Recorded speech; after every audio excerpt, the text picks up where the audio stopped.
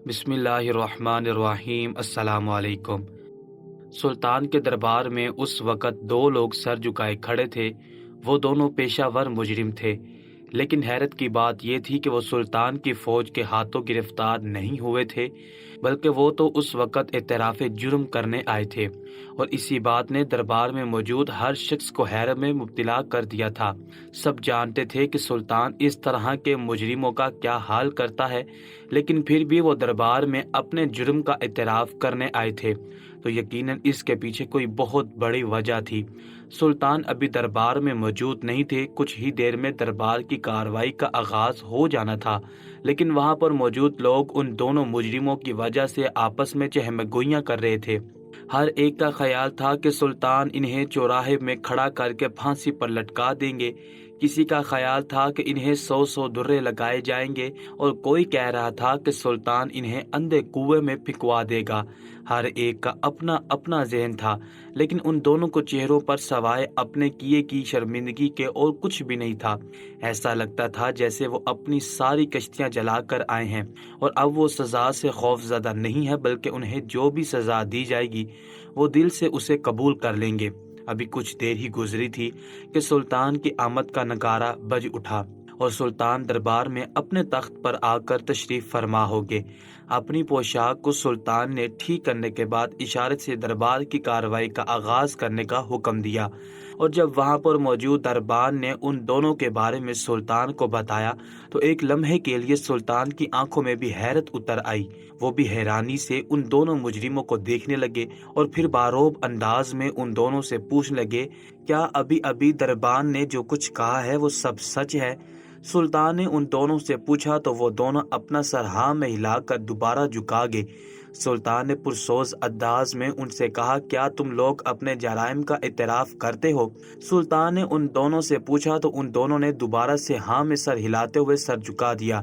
सुल्तान के चेहरे पर सोच की लकीरें वाज़ेह थी। न जाने क्यों उसे ऐसा लग रहा था जैसे मामले के पीछे कुछ और भी वजह है। इसीलिए सुल्तान ने कहा, क्या तुम लोग जानते हो कि तुम लोगों को इसकी कितनी बड़ी सजा मिल सकती है? वो दोनों फिर से सर हाँ में हिलाकर सर झुका गए। सुल्तान के लिए ये मामला बड़ा तशवीशनाक हो चुका था। ताहम कुछ देर सोचने के बाद सुल्तान ने कहा, क्या तुम लोग अपनी सफाई में कुछ कहना चाहते हो, ताकि मैं तुम लोगों के बारे में फैसला सुना सकूं? सुल्तान ने उन दोनों से दरियाफ्त किया तो उनमें से एक बाअदब होकर कहने लगा, सुल्तान मुअज़्ज़म, मैं अपनी सफाई में तो कुछ नहीं कहना चाहता, क्योंकि मैं यहाँ पर अपनी मर्जी से हाजिर हुआ हूँ और अपनी मर्जी से अपने गुनाहों का एतराफ़ कर रहा हूँ। मैं आपसे बस इतना चाहता हूँ कि एक बार मैं अपनी कहानी यहाँ पर सबको सुनाना चाहता हूँ, ताकि मेरी ज़िंदगी से ये सब लोग सबक हासिल कर सके, और इन सब की ज़ुबानी मेरी कहानी नए नौजवानों तक पहुँचेगी, तो वो भी मेरी ज़िंदगी से सबक हासिल कर सकेंगे और कभी भी ऐसा काम करने का ना सोचें जिसमें उन्हें जलालत और आखिर में शर्मिंदगी के सिवाय कुछ ना मिले। इसीलिए मुझे इतना सा मौका दिया जाए और कुछ वक्त दिया जाए कि मैं अपनी कहानी आप सबके सामने रख सकूं। उन दोनों मुजरिमों में से एक ने बड़ी आजिज़ से सुल्तान से कहा, तो सुल्तान ने कुछ देर सोचने के बाद उसे इजाज़त दे दी और कहा, ठीक है, कहो क्या कहना चाहते हो? आखिर तुम्हारी जिंदगी में ऐसा क्या है जो दूसरों के लिए इतना इबरत का बाइस है कि तुम उन्हें बताना चाहते हो? कहो, हम सब सुन रहे हैं। सुल्तान ने उसे इजाज़त दे दी तो उस मुजरिम ने चंद गहरे सांस भरे और फिर कहना शुरू किया, मेरा नाम उस्मान है। इस वक्त मेरी उम्र तकरीबन 48 साल है और मैं एक गांव का रहने वाला हूं। मेरे अब्बा खेती बाड़ी करते थे। मेरी अम्मा घरेलू खातून हैं। मैं अपने माँ बाप की इकलौती औलाद हूँ। मुझे शुरू से ही ख़ानदान में सबसे ज़्यादा प्यार मिला और इसी चीज़ का फ़ायदा उठाते हुए मैं बेहद बिगड़ गया। मुझे पढ़ाई का बिल्कुल शौक़ न था। मेरा दिमाग हर वक्त सिर्फ गलत सोचों में उलझा रहता था। मैं कम उम्री में ही बहुत कुछ जान चुका था। मेरा उठना बैठना गांव के गलत लड़कों में था। मैं सारा दिन अपने दोस्तों के साथ आवारागर्दी करता। अब्बा अम्मा मुझे बहुत समझाते, मगर मैं अब हाथों से निकल चुका था। मेरे दिल में जो आता मैं वो करता। मेरी बैठक बेहद अजीब लड़कों में थी। मेरा एक जिगरी यार था। मैं सारा दिन उसके साथ रहता। मुझे हर वक्त अजीब व गरीब बातें बताता। मैं जैसे जैसे जवान हो रहा था, मैं खुद पर काबू नहीं कर पा रहा था। मेरा सारा दिन दोस्तों में गुजर जाता। اسی وجہ سے میں اپنے خاندان والوں سے بھی کچھ خاص نہ ملتا تھا۔ لیکن ایک بار عید کے دن ابا نے زبردستی مجھے گوشت دینے پھپھو کے گھر بھیج دیا۔ جب میں گھر میں داخل ہوا تو پھپھو کی ایک بیٹی جو کہ اس وقت 5 سال کی تھی، وہ مجھ سے لگ بھگ 15 سال چھوٹی تھی، گھر کے صحن میں کھیل رہی تھی۔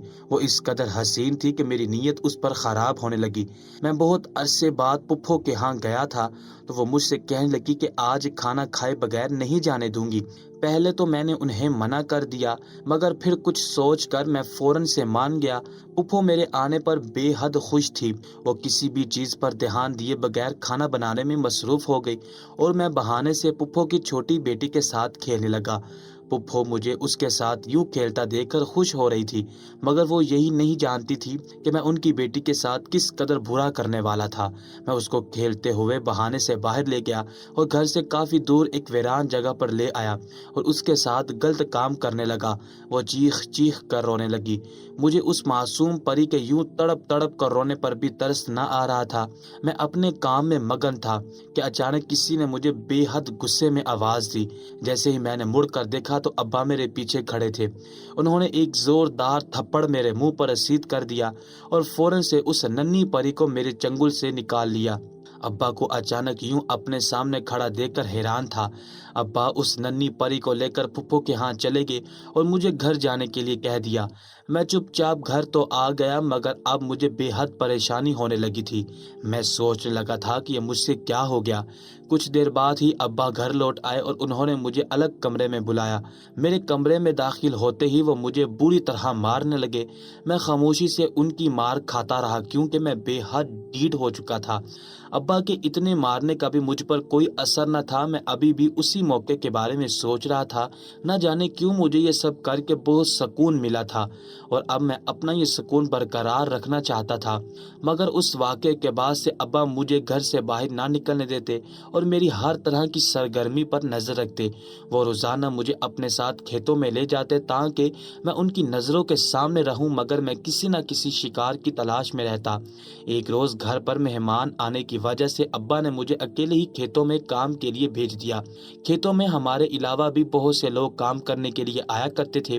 اس روز جب میں کھیتوں میں پہنچا تو میں نے ایک بے حد حسین لڑکی کو کھیتوں میں کام کرتے ہوئے دیکھا۔ میں نے آج سے پہلے کبھی بھی اسے کھیتوں میں نہیں دیکھا تھا۔ لوگوں سے پوچھنے پر معلوم ہوا کہ وہ کسی کے گھر مہمان آئی ہوئی ہے اور ان کے ساتھ کھیتوں میں کام کر رہی ہے۔ یہ سن کر میں نے اپنا کام شروع کر دیا، مگر میرا دھیان اس لڑکی کی طرف ہی تھا۔ آج میری پھر سے وہی کیفیت ہو رہی تھی۔ میں خود کو جتنا روکنے کی کوشش کر رہا تھا، میں اتنا ہی اس چیز میں پھنستا چلا جا رہا تھا۔ مجھے کام کرتے ہوئے شام ہو چکی تھی۔ آج سے پہلے میں اتنی دیر تک کبھی بھی کھیتوں میں نہیں رکا تھا، مگر اس لڑکی کو دیکھنے میں مجھے اتنا لطف حاصل ہو رہا تھا کہ میرا دل ہی نہیں چاہ رہا تھا کہ واپس گھر جاؤں۔ ابھی تو سورج بھی غروب ہو چکا تھا۔ کافی زیادہ لوگ گھروں کو واپس جا چکے تھے، مگر میں مسلسل وہی موجود تھا۔ جب میں نے کھیتوں سے لوگوں کو جاتے ہوئے دیکھا تو میں نے بہانے سے اس لڑکی کو اپنے پاس بلایا اور اس سے باتیں کرنے لگا۔ کافی اندھیرا ہو چکا تھا۔ میں نے بہت چالاکی سے اس کا دوپٹہ اس کے منہ پر باندھ دیا اور اسے کھیتوں میں دھکا دیتے ہی اس سے لذت حاصل کرنے لگا۔ وہ مسلسل روئی جا رہی تھی۔ اسی دوران وہ لڑکی بے ہوش ہو گئی۔ یہ دیکھ کر میں گھبرا گیا اور فوراً سے گھر بھاگ گیا۔ ابھی میں راستے میں ہی تھا کہ میں نے بہت سے لوگوں کو کھیتوں کی طرف جاتے دیکھا۔ اس کے گھر والے اسے مسلسل ڈھونڈ رہے تھے۔ جب گاؤں میں یہ بات پھیلی تو پورا گاؤں اس لڑکی کو ڈھونڈنے میں لگ گیا، مگر میرے علاوہ یہ بات کوئی نہیں جانتا تھا کہ وہ کہاں پر ہے۔ گاؤں والے ساری رات اس لڑکی کو ڈھونڈتے رہے۔ جب سورج کی پہلی کرن زمین پر پڑی تو کسی کی نظر اس لڑکی پر چلی گئی۔ وہ بہت بری حالت میں تھی۔ اس کے گھر والے اس کو اس حالت میں دیکھ کر پھوٹ پھوٹ کر رو رہے تھے اور بد دعائیں دے رہے تھے۔ میں وہاں کھڑا خاموشی سے تماشا دیکھ رہا تھا۔ میرے چہرے پر ذرا برابر بھی ندامت نہ تھی۔ جب میں گھر گیا تو ابا سر پکڑ کر بیٹھے ہوئے تھے، کیونکہ وہ جانتے تھے کہ یہ کام کس نے کیا ہے۔ میرے گھر میں داخل ہوتے ہی ابا نے مجھے گھور کر دیکھا، مگر میں نے ابا کو نظر انداز کیا اور اپنے کمرے میں چلا گیا۔ جب سے میں نے کھیتوں میں کام شروع کیا تھا، مصروفیت کی وجہ سے میں اپنے دوستوں سے نہیں مل پا رہا تھا۔ میں ہر وقت موقع کی تلاش میں رہتا، مگر ابا اب مجھ پر مزید کڑی نظر رکھنے لگے۔ ایک روز اماں ابا کو کسی کام سے دوسرے گاؤں جانا پڑا۔ ان کے جاتے ہی میں اپنے کام میں مصروف ہو گیا اور یوں ہی رات ہو گئی مگر ابھی تک اماں ابا دوسرے گاؤں سے نہیں لوٹے تھے۔ اب مجھے پریشانی ہونے لگی تھی کہ اتنی دیر میں کسی نے زور زور سے دروازہ پیٹنا شروع کر دیا۔ میں نے جلدی سے دروازہ کھولا تو میرے ہوش اڑ گئے، کیونکہ میرے سامنے اماں ابا کی میت پڑی ہوئی تھی۔ کسی نے انہیں بہت بے دردی سے مارا تھا۔ مجھے کچھ سمجھ نہیں آ رہی تھی، مگر پھر بھی میں نے خود پر بہت حد تک قابو رکھا۔ اماں ابا کی تدفین کے بعد میں کافی اکیلا ہو گیا تھا۔ بے شک میں ان کی ایک نہ سنتا تھا، مگر میرے لیے گھر میں ان کی موجودگی ہی کافی تھی۔ کچھ عرصے کے بعد جب میرا غم کم ہو گیا تو میں نے دوبارہ ہی کام شروع کر دیے۔ میں سارا دن اپنے عجیب و غریب دوستوں کے ساتھ وقت گزارتا۔ اب تو مجھے کوئی روکنے والا بھی نہ تھا۔ جب میں نے اپنے دوستوں سے دوبارہ ملنا شروع کیا تو میں نے اپنے جگری یار کو ان دونوں واقعات کے بارے میں بتایا۔ وہ میری باتیں سن کر حیران رہ گیا اور مجھ سے کہنے لگا، ایسا کرتے ہیں کہ ہم دونوں شادی کر لیتے ہیں، گھر میں بیوی آ جائے گی تو اس کام سے نجات مل جائے گی۔ میں بھی اس کی بات پر راضی ہو گیا، لیکن اس طرح کون ہمیں لڑکی دے گا؟ ہم دونوں نے اس بارے میں بہت سوچا اور پھر آخر کار ہم نے پیسوں کے لیے گاؤں کے ایک گھر میں رات کے وقت ڈاکہ ڈال دیا۔ جیسے ہی ہم اس گھر میں داخل ہوئے تو ہمارے ہوش اڑ گئے، کیونکہ سامنے ہی کمرے میں ایک اکیلی لڑکی چارپائی پر سوئی ہوئی تھی۔ اسے دیکھ کر میں خود پر قابو نہ رکھ پایا اور فوراً سے چارپائی پر چڑھ گیا۔ اس سے پہلے کہ لڑکی کچھ کرتی، میں نے اس کے دونوں ہاتھ مضبوطی سے پکڑ لیے اور دوسرے ہاتھ سے اس کے منہ کو زور سے بند کر دیا تاکہ وہ کسی کو بھلا نہ پائے اور اسے بے آبرو کر دیا۔ دوسری طرف یہ دیکھ کر میرے دوست سے برداشت نہ ہو رہا تھا۔ جیسے ہی میں پیچھے ہٹا تو میرا دوست چارپائی پر چڑھ گیا۔ وہ لڑکی بالکل نڈال ہو چکی تھی۔ ہم دونوں نے اپنی کارروائی پوری کرنے کے بعد گھر سے ضروری سامان لیا اور وہاں سے رفو چکر ہو گئے۔ صبح ہوتے ہی پورے گاؤں میں یہ بات پھیل گئی، مگر ہمیں کوئی نہ پکڑ سکا۔ یہ کام کر کے تو ہم دونوں کو بہت سکون ملا تھا۔ اس نے ابھی تک اتنا ہی کہا تھا کہ سلطان معظم غصے سے چلا اٹھے، ارے او ہنجارو، کیا تمہیں ایک بار بھی اس معصوم لڑکی پر ترس نہیں آیا؟ کیا تم دونوں نے ایک بار بھی میرے غیظ و غضب کے بارے میں نہیں سوچا؟ سلطان اس وقت غصے سے کپ کپا رہے تھے، جبکہ وہ دونوں ہاتھ جوڑے سلطان کے سامنے کھڑے تھے، اور ان میں سے ایک کہنے لگا، سلطان معظم، ہمیں تو اس وقت جوانی کا جوش تھا، ہمیں تو اپنی لذت کے آگے کچھ نظر نہیں آتا تھا، اور پھر جب اتنی خوبصورت لڑکی سامنے ہو تو کون کافر انکار کرتا ہے؟ اس شخص نے سلطان سے کہہ کر دوبارہ اپنی کہانی کا سلسلہ جوڑا اور کہنے لگا، سلطان معظم، اس لیے تو اب ہم جلد از جلد شادی کرنا چاہتے تھے تاکہ یہ کام چھوڑ دے، ہم دوسرے گاؤں میں اپنا رشتہ ڈھونڈنے لگے۔ مجھے ایک بہت ہی حسین لڑکی پسند آ گئی اور میں اس کے گھر رشتہ لے کر چلا گیا۔ انہوں نے میرے پاس پیسے دے کر اپنی بیٹی کو میرے ساتھ رخصت کر دیا۔ میرے دوست نے بھی کسی لڑکی کے ساتھ نکاح کر لیا۔ میں اپنی بیوی کو گھر لے آیا۔ اس کے گھر آتے ہی میں خود پر قابو نہ رکھ پایا۔ میری بیوی بہت خوبصورت اور نازک تھی۔ دن رات اس کے ساتھ گزارنے لگا۔ اب میری شادی کو 2 ماہ گزر چکے تھے۔ روز روز ایک ہی عورت کا چہرہ دیکھ دیکھ کر میں تھک چکا تھا۔ جب میں نے اس بارے میں اپنے دوست سے بات کی تو وہ بھی مجھے یہی کہنے لگا کہ میں ہر روز ایک نئی لڑکی چاہتا ہوں جس کے ساتھ میں وقت گزار سکوں، اور ہم نے پھر وہی کام شروع کر دیا۔ میں رات بھر گھر سے غائب رہتا اور جب واپس لوٹتا تو میرے پاس بہت سے پیسے اور زیورات ہوتے۔ میری بیوی مجھ سے پوچھتی کہ تم یہ سب کچھ کہاں سے لاتے ہو؟ پہلے تو میں بات گھما دیتا، مگر اب میں اس کی باتیں سن کر تھک چکا تھا۔ میں نے اسے اس کا حق دینا چھوڑ دیا تھا۔ اسی وجہ سے اس کے سوالات دن بدن بڑھتے ہی چلے جا رہے تھے۔ ایک روز جب یوں ہی میں اپنے دوست کے ساتھ ڈاکہ ڈال کر اور اپنی ہوس پوری کر کے گھر لوٹا تو میری بیوی میرے گھر آتے ہی مجھ سے سوال کرنے لگی۔ میں اس وقت سرور میں تھا اور اس واقعے کے بارے میں سوچ کر خوش ہو رہا تھا، مگر میری بیوی کی باتیں میرا سکون برباد کر رہی تھی۔ مجھے اس پر بے حد غصہ آ رہا تھا۔ میں اچانک اٹھا اور میں نے ایک زوردار تھپڑ اپنی بیوی کے منہ پر رسید کر دیا۔ وہ حیران پریشان میری طرف دیکھ رہی تھی۔ میں نے غصے میں اس کو سب کچھ سچ بتا دیا۔ وہ میری باتیں سن کر صدمے میں چلی گئی۔ یہ سب باتیں بتانے سے اب مجھے کافی حد تک سکون ہو چکا تھا، کیونکہ اب میں جب بھی گھر واپس لوٹتا تو میری بیوی مجھ سے کوئی بات نہ پوچھتی۔ اب وہ مجھ سے دور دور رہنے لگی۔ مجھے کبھی اس کے قریب جانا ہوتا تو اس کے ساتھ زبردستی کرنا پڑتی۔ ایک روز جب میں یوں ہی کسی کی زندگی برباد کر کے گھر لوٹا تو اس نے مجھے بتایا کہ وہ حاملہ ہو چکی ہے۔ یہ سن کر تو میں بے حد خوش ہوا اور بے صبری سے یہ 9 ماہ گزرنے کا انتظار کرنے لگا۔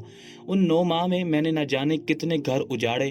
یوں ہی وقت گزرتا گیا اور آخرکار 9 ماہ کے بعد میرے گھر ایک بیٹا اور ایک پھول جیسی بیٹی پیدا ہوئی۔ میری خوشی کا تو کوئی ٹھکانہ ہی نہیں تھا۔ بچوں کے پیدا ہوتے ہی میں نے ان کے لیے بے حد محنت کی۔ میرا دھیان ہر وقت کسی نئے شکار پر ہوتا۔ بچوں کے پیدا ہونے کے بعد میری بیوی مجھے روز سمجھاتی کہ یہ کام چھوڑ دو اور کہتی اب تمہاری اپنی بیٹی ہے، دوسرے لوگوں کی بیٹیوں کی عزت کرنا سیکھو، مگر میں اس کی نہ سنتا۔ میری ہوس تھی کہ بڑھتی ہی چلی جا رہی تھی۔ میں نے اپنے بچوں کو پڑھایا لکھایا اور ان کی ہر اچھی بری خواہش پوری کی۔ مجھے اپنے بچوں سے بے حد محبت تھی۔ میں بس یہ چاہتا تھا کہ ان پر کبھی آنچ نہ آئے۔ ایک روز میں اور میرا دوست ایک بڑا ہاتھ مارنے کے لیے گئے۔ میرے دوست نے بتایا کہ جس کے گھر ہم چوری کرنے کے لیے جا رہے ہیں اس کی ایک ہی بیٹی ہے جو کہ بے حد خوبصورت ہے۔ یہ سن کر مجھ سے تو صبر ہی نہیں ہو رہا تھا۔ جیسے ہی ہم اس گھر میں پہنچے تو پہلے تو ہم نے گھر کی سب قیمتی چیزیں ایک چادر میں باندھ لی اور پھر لڑکی کا کمرہ ڈھونڈنے لگا۔ وہ گھر اتنا بڑا تھا کہ ہمیں اس کا کمرہ ڈھونڈتے ڈھونڈتے ہی کتنا وقت لگ گیا۔ لڑکی کا کمرہ ملنے کے بعد جب ہم اس کمرے میں داخل ہوئے تو وہ ایک کم عمر بچی تھی جو کہ بے حد خوبصورت تھی۔ کمرے میں داخل ہوتے ہی میرے ہوش اڑ گئے۔ وہ جائے نماز پر بیٹھی ہاتھ اٹھا کر رو رو کر کچھ مانگ رہی تھی۔ وہ جیسے ہی دعا مانگ کر فارغ ہوئی اور جائے نماز سے اٹھ کر بیڈ پر آئی تو ہم اس پر لپک پڑے۔ میرے دوست نے اسے مضبوطی سے پکڑا اور میں نے اسے رسیوں سے باندھ دیا۔ اس کے منہ پر ایک کپڑا باندھ دیا۔ وہ بے حد گھبرا گئی تھی۔ وہ بہت کوشش کر رہی تھی کہ ہم سے اپنی جان چھڑوائے، مگر ہم تھے کہ ہمیں ذرا برابر بھی اس پر ترس نہیں آ رہا تھا۔ اتنی کوشش کے بعد وہ ہم سے اپنی عزت نہ بچا سکی۔ اس کو رسیوں سے باندھتے ہی ہم دونوں مل کر اس سے لذت لینے لگے۔ وہ ایک کم سن بچی تھی اور ہم دونوں کو برداشت نہ کر پائی۔ جیسے ہی ہم اپنا کام کر کے فارغ ہوئے تو وہ لڑکی بے ہوش ہو گئی۔ ہم نے اسے جگانے کی بہت کوشش کی مگر وہ ہوش میں نہ آئی۔ ہم نے چوری کی ہوئی چیزیں اٹھائی اور گھر سے نکل پڑے۔ جیسے ہی میں گھر پہنچا تو میری بچی میرے گھر آنے کا انتظار کر رہی تھی۔ گھر کا دروازہ کھولتے ہی میرے ہوش اڑ گئے، کیونکہ میری پھول سی بیٹی بالکل ویسے ہی جائے نماز پر بیٹھی میرے گھر آنے کی دعا کر رہی تھی۔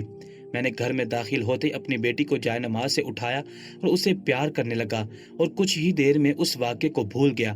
مگر پھر کچھ دن کے بعد خبر آئی کہ وہ بچی اس دنیا میں نہیں رہی۔ یہ سن کر میرے چہرے پر ذرا برابر ندامت نہیں تھی۔ جب اس بارے میں میری بیوی کو معلوم ہوا تو وہ میرے آگے ہاتھ جوڑ کر رونے لگی اور کہنے لگی کہ اب یہ کام چھوڑ دو، میں نہیں چاہتی کہ تمہارا کچھ کیا ہوا میری بیٹی کے آگے آئے۔ جب اس نے میری بیٹی کا نام لیا تو مجھ سے رہا نہ گیا اور میں نے ایک زوردار تھپڑ اس کے منہ پر رسید کر دیا اور اس سے کہنے لگا کہ خبردار، آج کے بعد اس گھٹیا بات سے متعلق میری بیٹی کا نام لیا، میں اس پر کبھی آنچ بھی نہیں آنے دوں گا۔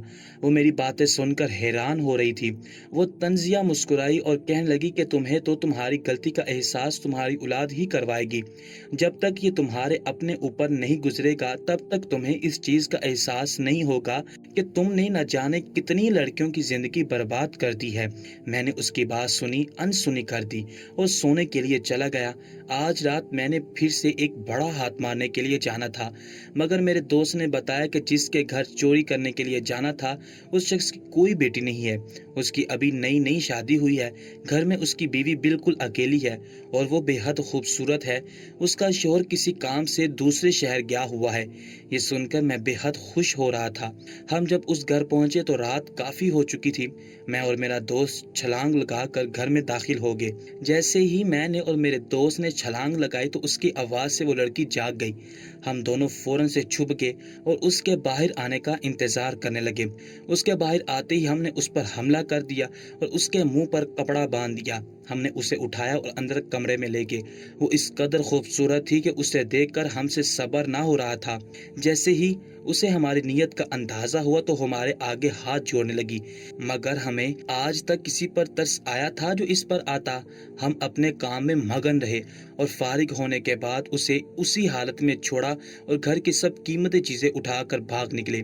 جب یہ بات گاؤں میں پھیل گئی اور اس کے خلاف سخت تشویش ہونے لگی کیونکہ وہ بہت امیر زادے کی بیوی تھی، ہم گھبرا گئے، کیونکہ جب ہم لڑکی کے ساتھ زبردستی کر رہے تھے تو اس نے میرے دوست کے چہرے سے نقاب کھینچ لیا تھا، جس سے اس کا آدھا چہرہ لڑکی کے سامنے ظاہر ہو گیا تھا، مگر میرے دوست نے فوراً سے دوبارہ نقاب سے اپنا چہرہ ڈھانپ لیا۔ ہم خوش تھے کیونکہ اتنی سخت تفتیش ہونے کے باوجود بھی کوئی ہمیں پہچان نہیں پایا تھا۔ میری بیوی مجھے ہر رات روکتی، مجھے اس کی کوئی بھی بات میری سمجھ میں نہ آتی۔ میرے بچے اب بڑے ہو چکے تھے، وہ اب سب چیزوں کو سمجھنے لگے تھے۔ جب میں یوں رات کو اتنے خزانے لے کر گھر لوٹتا تو وہ مجھ سے سوال کرتے، مگر میں انہیں ٹالتا رہا۔ جب میری بیوی یہ دیکھتی تو وہ مجھ پر ہنسی اور کہتی کہ وہ وقت دور نہیں جب تم پر بھی یہ وقت آئے گا۔ میں اس کی بات کو نہ سمجھ پاتا اور نظر انداز کر دیتا۔ کچھ عرصے کے بعد ہی میری بیوی بہت بیمار رہنے لگی۔ مجھے اب اس سے کوئی لگاؤ نہیں رہا تھا، اس لیے میں اسے کسی بھی طبیب کے پاس نہ لے کے جاتا، مگر نہ جانے وہ کیسی لڑکی تھی کہ اس نے میرے اتنے زیادتیوں کے بعد بھی مجھے کبھی اف بھی نہیں کہا تھا۔ اتنی بیمار ہونے کے باوجود بھی وہ میرے ہر کام کو بخوبی پورا کرتی۔ ایک روز جب میں باہر سے لوٹا تو مجھے اپنے بچوں کے رونے کی آوازیں آئی۔ میں دوڑ کر گھر کے اندر داخل ہوا تو یہ دیکھ کر میرے ہوش اڑ گئے۔ میری بیوی زمین پر پڑی ہوئی تھی اور اس کے منہ سے جھاگ نکل رہی تھی۔ آج وہ میرے بچوں کو میرے بارے میں سب کچھ سچ بتا گئی تھی۔ بیوی کی تدفین کے بعد میرے بیٹے نے مجھے دھکا دے کر گھر سے نکال دیا اور کہنے لگا کہ تم میری ماں کے قاتل ہو، تم جیسا انسان میرا باپ نہیں ہو سکتا۔ میں یہ سن کر بہت حیران ہوا، مگر مجھے مجبوراً انہیں یوں ہی چھوڑ کر آنا پڑا۔ میں اپنے اسی دوست کے پاس آ گیا، لیکن وہ بھی مجھے زیادہ دن گھر پر نہیں رکھ سکتا تھا۔ مجھے اب دن رات پچھتاوے ستانے لگے تھے۔ کبھی مجھے اپنی بیوی کی یاد آتی جس نے ساری زندگی میری خدمت میں گزار دی، اور کبھی مجھے اس لڑکی کی یاد آتی جو میری اس زیادتی کے بدلے میں انتقال کر گئی تھی۔ میں دن رات پچھتاتا رہتا، اور پھر ایک دن میرا دل پلٹ گیا اور میں نے اپنے گناہوں کا اعتراف کرنا چاہا۔ میرے دوست نے مجھے مشورہ دیا کہ ہمیں سلطان کے دربار میں حاضر ہو کر ان کی خدمت میں شامل ہونا چاہیے اور اپنے گناہوں سے توبہ کر کے ساری زندگی ان کی خدمت کے لیے وقف کر دینی چاہیے۔ اس لیے آج ہم یہاں پر حاضر ہوئے ہیں۔ سلطان معظم، ہمیں امید ہے کہ آپ ہمیں اپنی خدمت میں قبول کر لیں گے۔ سلطان نے ان کی ساری کہانی سننے کے بعد کہا کہ تم میری خدمت میں تو آگے ہو، لیکن اس سے پہلے میں تمہارا ایک امتحان لینا چاہوں گا۔ میں یہ جاننا چاہتا ہوں کہ واقعی تم نے دل سے توبہ کی بھی ہے کہ نہیں۔ سلطان نے یہ کہتے ہوئے ان دونوں کی طرف دیکھا تو وہ دونوں اس امتحان کے لیے رضامند تھے۔ سلطان نے اپنے ملازم کے ساتھ تالاب پر غسل دینے کے لیے بھیج دیا تاکہ ہم دونوں پاک ہو جائیں۔ جیسے ہی ہم دونوں نے تالاب میں چھلانگ لگائی تو میرے ہوش ہی اڑ گئے، کیونکہ ہم دونوں کے سامنے ہی بے حد خوبصورت لڑکیاں تھیں۔ جو لڑکی میرے سامنے تھی میں اسے دیکھنے میں اتنا مصروف تھا کہ مجھے تو دنیا کی کوئی چیز نظر ہی نہ آ رہی تھی۔ میرے دوست نے چھلانگ لگاتے اس لڑکی کو پکڑ لیا اور اس سے لذت لینے لگا، مگر جیسے ہی میں نے اس لڑکی کو پکڑا تو وہ مجھ سے اپنی عزت بچانے لگی اور چیخو پکار کرنے لگی۔ میں بہت حیران ہوا کیونکہ میرے دوست کے سامنے جو لڑکی تھی وہ تو خاموشی سے سب کچھ برداشت کر رہی تھی۔ میں نے سوچا کہ یہ کون ہے جو اتنی خاموشی سے سب کچھ برداشت کر رہی ہے۔ اس سے پہلے کہ میں اس لڑکی کے ساتھ کچھ کرتا، میں نے نظریں اٹھا کر جب دوسری لڑکی کی جانب دیکھا تو میرے سر پر آسمان ٹوٹ پڑا۔